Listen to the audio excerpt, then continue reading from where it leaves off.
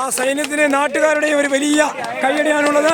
ആ സൈന്യം ഇതാ ഏകദേശം 500ഓളം സൈനികർ, എഞ്ചിനീയറിംഗ് വിഭാഗത്തിലെ 160ഓളം സൈനികർ വിശ്രമമില്ലാതെ ജോലി ചെയ്താണ് ഈ പാലത്തിന്റെ നിർമ്മാണം പൂർത്തിയാക്കിയത്.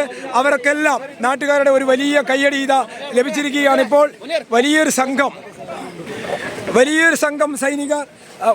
സംഘം സൈനികരുടെ നേതൃത്വത്തിലാണ് ഈ പാലത്തിന്റെ നിർമ്മാണം പൂർത്തിയാക്കിയത്. ഫസ്റ്റ് വിഷ്വൽസ് ആണിത്.